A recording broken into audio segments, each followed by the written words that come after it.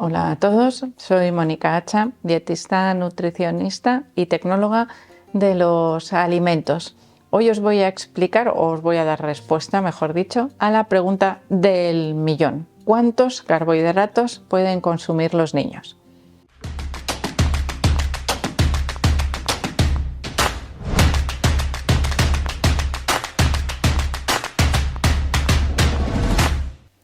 Cada vez es más frecuente escuchar que los niños consumen demasiados carbohidratos, demasiada cantidad de azúcar, que de ahí se asocian las altas tasas de sobrepeso, de obesidad, incluso de otras enfermedades que vienen asociadas al exceso de peso. Pero en realidad muchas veces no sabemos o no nos cuentan cuál es esa cantidad de carbohidratos que pueden consumir los niños. La respuesta ya sabéis que es relativa, o sea, no os puedo dar una cantidad exacta, que igual alguno estaba esperando, pues 125 gramos, no. Tendríamos que valorarlo en función de los requerimientos energéticos de cada niño. ¿Eso qué quiere decir? Que lo que me va a dar la cifra de carbohidratos que pueda consumir un niño concreto sería las calorías que necesito, las kilocalorías que necesite de energía a lo largo del día para mantener su actividad diaria más el ejercicio físico que realice. Si nosotros conocemos más o menos la energía que consume un niño, sabemos también que puede consumir o debería consumir ese niño para tener un buen estado de salud y mantener esa energía alrededor de un 50, 55, incluso hasta un 65% de carbohidratos en su dieta, que sería más de la mitad de los alimentos que consume. Pero, ¿qué ocurre? Que evidentemente el gasto energético, es decir, lo que consumen de energía o la energía que necesitan obtener a través de los alimentos de los niños es muy diferente de unos casos a otros. De ahí que incluso llevando una misma dieta, consumiendo exactamente lo mismo en función del ejercicio físico, del movimiento que tengan a lo largo del día esos niños, uno puede mantener su peso adecuado y el otro puede desarrollar sobrepeso o incluso obesidad. Yo os pongo un ejemplo. Dos niños, vamos a poner que son gemelos, idénticos, comen lo mismo, pero uno le encanta hacer deporte y por las tardes va a jugar al fútbol después del colegio.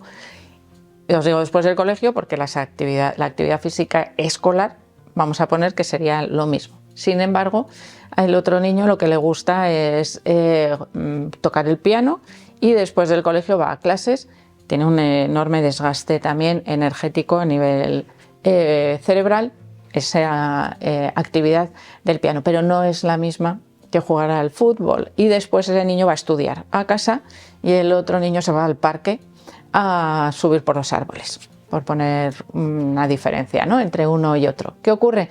Que tiene un mayor gasto energético, evidentemente, el niño que va a jugar al fútbol y después se va al parque, que el que toca el piano y hace los deberes. ¿Qué ocurre? Que la vida actual nos lleva más al camino del niño que toca el piano y hace los deberes entre semana y menos al camino del niño que juega al fútbol y después se va al parque. También es verdad que esto depende un poco de las edades, ¿no?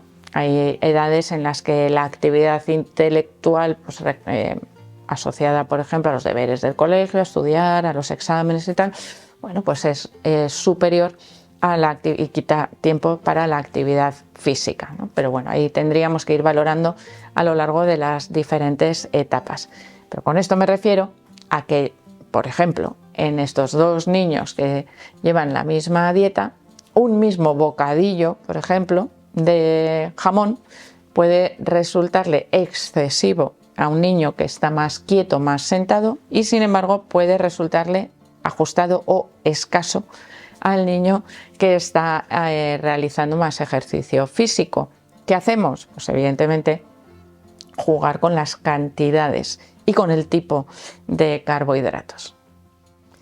algo que es muy importante valorar en la dieta de los niños dentro de esa cantidad adecuada de carbohidratos es el tipo de carbohidratos que se están ingiriendo. Y aquí llegamos a esa famosa clasificación entre esos carbohidratos complejos y los carbohidratos simples, que son de absorción más rápida y que gustan muchísimo a los niños, pero que en algunos casos nos podemos confundir con esos carbohidratos complejos y entrarían a formar parte dentro de los carbohidratos simples. Y os voy a poner un ejemplo. La patata, por ejemplo, es un carbohidrato complejo que bien preparado entraría en el formato bueno, vamos a decir, de los carbohidratos que entrarían a formar parte de la dieta de los niños.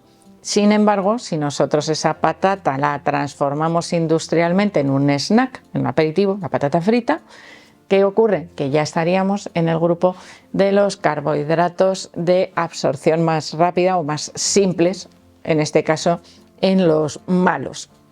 Cuando valoramos los carbohidratos que aportamos a través de la alimentación, en el caso de los niños, a veces confundimos unos con otros o los juntamos todos. No es lo mismo, yo sigo poniendo algún ejemplo, un niño que come un plato de arroz con tomate y después una pechuga de pollo y de postre una pieza de fruta.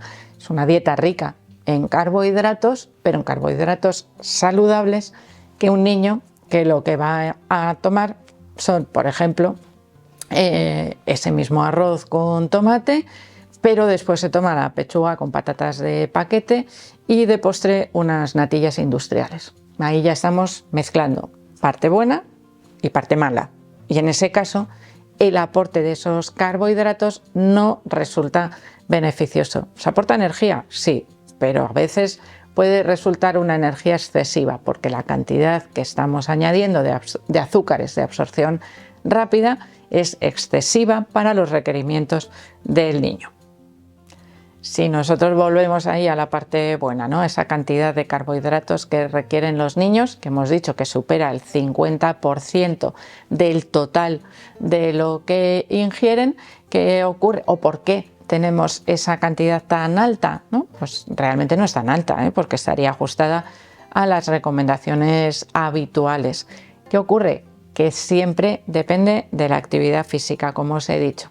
Pero en esa valoración de los carbohidratos, que también hemos visto cuáles son más saludables y cuáles menos, tenemos que tener en cuenta que los niños se encuentran en una etapa de crecimiento acelerado y que en general tienen unos requerimientos energéticos bastante altos por el crecimiento, por el desarrollo. Os he dicho antes que a nivel neurológico el gasto también es bastante importante. El cerebro es el órgano de nuestro cuerpo que requiere mayor cantidad de energía, mucho más que los músculos.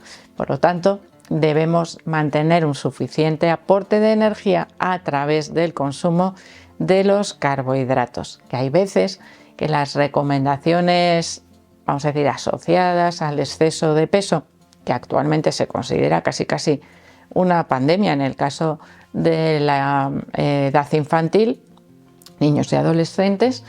¿Qué ocurre? Pues que nos lleva a hacer recomendaciones de restricción de los carbohidratos, recomendaciones que a veces no resultan totalmente beneficiosas porque estamos disminuyendo el aporte energético, que deberíamos sustituirlo con el consumo de otros alimentos, pero no siempre se hacen las mejores elecciones. Así que aquellos que penséis que hay que eliminar de la dieta el arroz, la pasta, las patatas, verduras ricas en carbohidratos, como por ejemplo la calabaza, bueno, pues sería un error en la dieta de los niños, porque estaríamos comprometiendo ese aporte de energía. Lo que sí que tenemos que hacer es distribuirlos de manera adecuada para que ese reparto de energía a través de los carbohidratos tenga tiempo de ser metabolizado. A los niños ese metabolismo de los carbohidratos les afecta exactamente igual que a los adultos. De ahí que cada vez aparezcan mayores problemas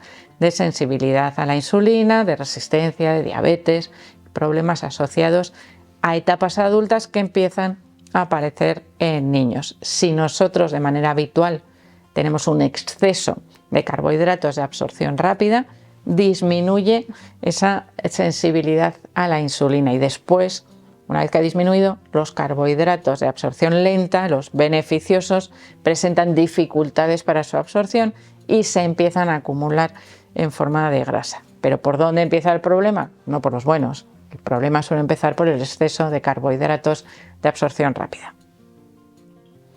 Así que a la hora de elaborar el menú de los niños tenemos que tener en cuenta que esos alimentos ricos en carbohidratos deben estar presentes en la dieta a diario. Eso no quiere decir que tenga que comer y cenar arroz y además desayunar cereales, arroz inflado. Quiero decir que al final tenemos que tener una distribución adecuada y una variación de esos alimentos que proporcionan mayor cantidad de carbohidratos a lo largo de la semana. Pero, por ejemplo, postres dulces o edulcorados deberían ser de consumo esporádico, no habitual, porque además nos llevan a modificar muchas veces el paladar. Snacks y aperitivos ricos en carbohidratos también deberían ser de consumo muy ocasional. Hay otros snacks y aperitivos que se utilizan con mayor facilidad. Deberían desaparecer porque distorsionan totalmente el aporte de carbohidratos, las bebidas como los refrescos azucarados o los zumos industriales, que no deberían ser nunca de consumo diario, no deberían ser parte de la merienda, porque no sustituyen a una pieza de fruta, que sería el carbohidrato idóneo para ese momento, por ejemplo, en la merienda o en el postre.